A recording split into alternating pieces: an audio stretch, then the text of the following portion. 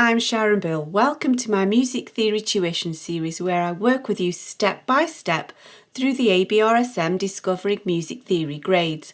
I'll work through every single exercise and explain everything you need to know.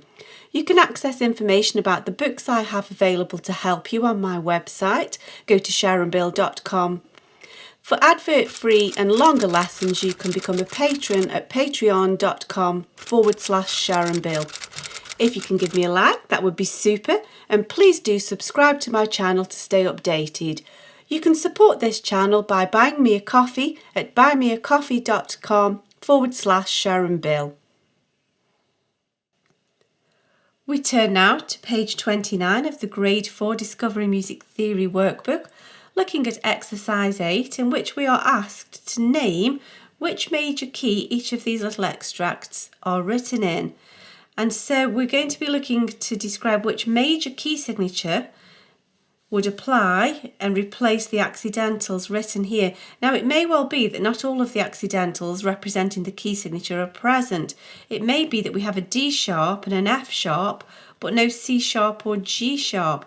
And the reason for that may simply be, well, it simply is because there is no C or no G in the melody in which it needs to be sharpened. And that doesn't change the fact that it's the same key signature, because D sharp can't be present in a key signature without all of the rest of the key signature being represented. And it may well be that in the next bar or so the composer writes this note that may need to be sharpened. He's not going to write every part of the key signature all of the time, just as the melody dictates. And so if there's a D sharp in a key signature, there has to be F, C, G as well. So let's look at how that's going to work out. So first of all, we need to figure out what clues we've got. And so we look at this first one in the alto clef, and because I'm not terribly familiar with this clef, I'm going to just go ahead and decide what notes I've got going on here. So let's drop it down an octave. 1, 2, 3, 4, 5, 6, 7, 8. That's an E an octave higher. That's an E again. Once we get going, it's easy to just work it out. E, D, C, B. Down a step is an A. G, F sharp. E, D sharp. And then up a step takes us to E. So now we know that the clues that we've got are F sharps and D sharps. You can't have a D sharp and an F sharp without also having a C and a G. And the only reason there's no C sharp or G sharp is because there is no note C, no note G in which to sharpen. Next bar, there may well be one, as it were. Nevertheless, there has to be that whole key signature present. It's E major. Let's look at this next one. And again, it may well be that if you're not used to reading treble clef so easily, it depends what instrument you play, you could just quickly name the notes. That's a G, E flat, D. That is still an E flat because the accidental is still active until the bar cancels it. B flat, A flat, G, F. So what do we have? We have a B flat, E flat, A flat. So we have all of the key signature present for E flat major and nothing else. That's as simple as that. We may as well continue and answer these letter names, because we're going to know what letter name we're thinking of, so we know our flats. So we have middle C, there's a B flat, A, B, C, D, E, D, C. It's quickly done. We've got a B flat, and that's all we need to know to tell us that we're in F major. F major scale has B flats. And really that's all that a melody is, really. It's notes of certain scales rearranged to create a pleasant sound. And then here we are back into the alto clef, so I'm definitely going to name these. We have a C sharp, down a step is a B, back to C sharp, the accidental is still active. Then next door to that is a D sharp, then we have D, C, B, then an A sharp, back to B, B, A, G, F sharp, G sharp. So let's see what we've got going on here. We've got an F, C, G, D and A sharp. The whole key signature is present to tell us that we're in B major. We get the opportunity to write the key signatures now for these new keys that we've learned, and I think we're becoming familiar with these new keys of B major and D flat major. And we're going to write it in each of the clefs. Now, because I feel more comfortable in the treble clef, I'm going to do that one first. Let's do B major, which has a key signature of F, C, G, D, A sharp. So we need to position that so it makes that diagonal pattern apart from the A sharp that drops down, because we don't want to be using ledger lines for a key signature. And when you're writing a key signature, you do need to make sure that you've got a sharp pencil. That's why I always use a mechanical pencil, just to keep it all nice and sharp. And you need to kind of write your sharps or your flats tall and thin so that they don't spread out and take too much room. So we need F sharp, top line, C sharps, G sharp sits on the top, D sharp is the second line from the top, F, C, G, D, and then A sharp drops down. Notice that these first lines in a sharp are straight. It's the cross lines that are slightly diagonal, and make sure that the line goes through the centre of the box, or the space doesn't overlap, so the lines are showing exactly where the note head would be.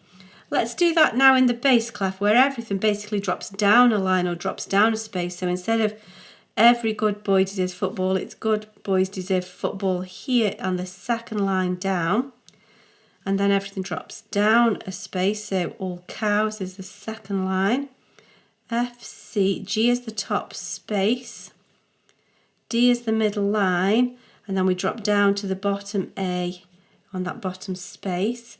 And now we can do the alto clef, which is C, D, E, F sharp. It's as if basically everything's gone down a step from the line to the space, or the space to the line. So middle C is the middle line there, and then G is the top line, D is the step above middle C, which is this second space from the top, and then the A, C, B, A, is the second line from the bottom. And so now we're going to do the same process again for D flat major, which has a key signature of B flats, E flats, A flats, D flats, G flats. I'll start in the treble, so B flats, every good boy. Notice that the line is kind of sort of through the middle, and your flat is tall and thin with sort of a pointy base. B flats, E flats, A flats, D flats, G flats, following this diagonal pattern. And then everything kind of drops down a line or a space for bass clef. So here's the B flat, second line, E flat, A flat, D flat, G flat, being careful to position those. And then now in the alto clef, it's as if everything's dropped down just a step. If that's middle C, if that's middle C, B is the space below that. C, D, E is the line there. C, B, A is the line here. D is the space just above middle C. B, E, A, D, and then C, B, A, G. C, B, A, G, that's right, yeah. And that's that little test completed there. Now it says in this last little section, it says look at the melodies in exercise 8 and see if you can name each note. Well, we've already done that because I needed to know what the letter names for each note were, and I might as well have done all of them as just the sharps. I guess you could have just answered the sharps, and if that's all you did in the first case, then maybe just press pause and just go back and try and name all of the notes. without looking at my explanation, and then when you've done it you can just pop back and double check looking at my explanation. If you sort of get to here and just press pause, you'll have a screen grab of everything just to check that you've got those correct. And then we get a little test where we're asked to test ourselves on the technical names for the degrees of the scale. So I think you should just test yourself. Even if you get some wrong, it's the best way to learn. We need to give the technical names for degrees of the scale 1, 2, 3, 4, 5, 6, 7, 8. So have a go. And I'm hoping that you've tried this. Now let's check it through together. So number 1 is the tonic, the tone key, like the home note. That's the root word, tonic, tone key. And so that's 1 and 8. Back home again.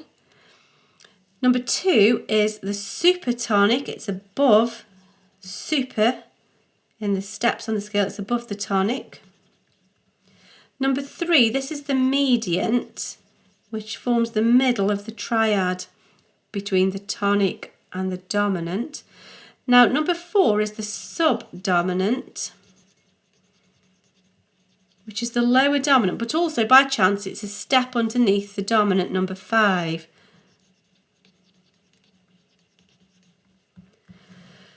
So they are quite easy to remember. I think the tricky ones are the mediant and the submediant, number 3 and number 6, which do actually link a harmony together, forming the basis of your triad in your related minor key, just out of interest, but they form part of the same harmony. Number 3 is the mediant, and number 6 is the lower mediant. It forms the lower chord. It's the submediant. And then number 7, it always leads us home to number 8. It's like a ta-da, strong finish. Number 7 always pulls to go home to 8. If you just play the scale and stop on number 7, you can feel, the harmonies are just pulling. You've got to get home. You can't rest until you've quite finished the scale to 8. And that's the leading note because it leads us to the tonic. And now that we've revised these terms, I think actually what we can do, and perhaps what this challenge here, this test is asking us to do, now that we've named all of these notes, we can go back to these previous exercises and give each one of these notes their technical name regarding the degree of the scale that they are. Now that we know the key, we can say which the technical name for each of these degrees of the scale is. So let's squeeze every ounce of revision out of this that we possibly can. So let's look at E major. We know that these are the steps 1, 2, 3, 4, 5, 6, 7, 8. So E, F, G, A, B, C, D, E. And so now we can say which the degrees of the scale these are. So perhaps don't look at the bottom of the page now and use this as a little test. So we know that in E major, E is the tonic. So these two are the tonic, being the first degree of the scale. Now B is the 5th, and that's the dominant. And then A is the 4th degree of the scale, so that's the subdominant. Bit of a squish. Now F sharp is the 2nd degree of the scale, that's the supertonic. D sharp is the leading note.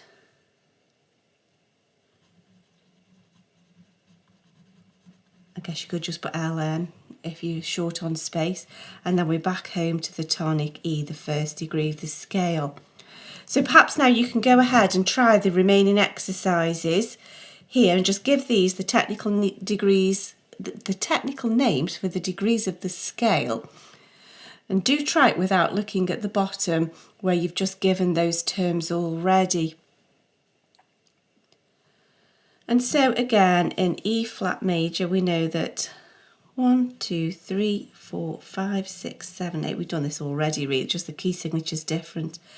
E, F, G, A, B, C, D, E. And of course this will have flats, but we've already dealt with that, so we just need a vague remembrance of which step of the scale we're on. And so G is the third, and so that is the mediant.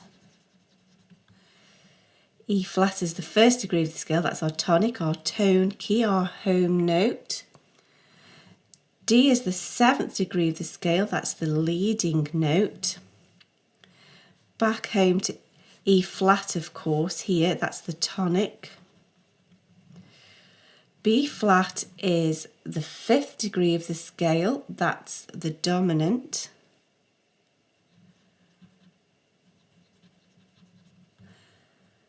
And then A flat is the subdominant.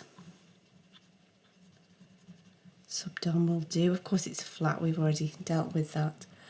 And then G is the third degree of the scale, that's the G is the third, that's the mediant. The third. And then F is the second degree of the scale, that's the supertonic. There we go. And so moving on to C, let's step out the degrees of the scale. You could perhaps skip this stage if you feel comfortable just working out the intervals, but to be doubly sure you can. 1, 2, 3, 4, 5, 6, 7, 8, F, G, A, B, C, D, E, F. And so C, each of these is the fifth, that's the dominant. B flat is the fourth, that's the subdominant. I'll just say subdom to save space. A is the third, that's the mediant. D is the sixth, that's the submediant. E is the seventh degree of the scale, that's the leading note. D we know is the sixth, submediant. And C is the dominant, the fifth degree of the scale. And then finally here we go on this last one, so do just use this as a last little test. Try it and then we'll check these through together. So let's just check these through together. So we'll make life easy. 1, 2, 3, 4, 5, 6, 7, 8.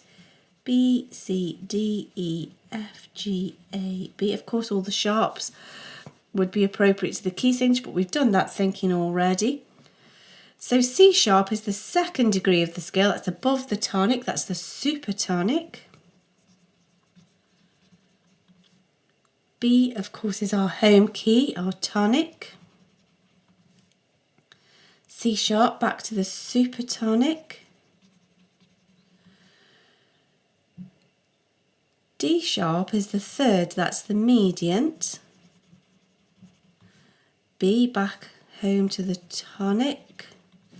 A sharp is the seventh degree of the scale, that's the leading note.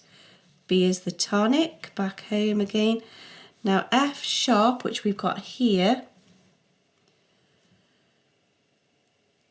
is the fifth, so that's the dominant.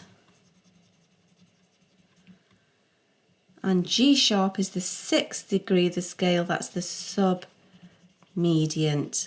So there we go. I thought that would be a good additional test to do, and then we've fully explored all the revision opportunities that this chapter has to offer. I hope this is helpful to your studies. Please do like and subscribe to stay updated. If you'd like to support this channel, you can buy me a coffee, and for advert-free lessons you can become a patron. Do visit my website where you'll find many resources available to help you. Visit sharonbill.com. Thanks for watching. Bye.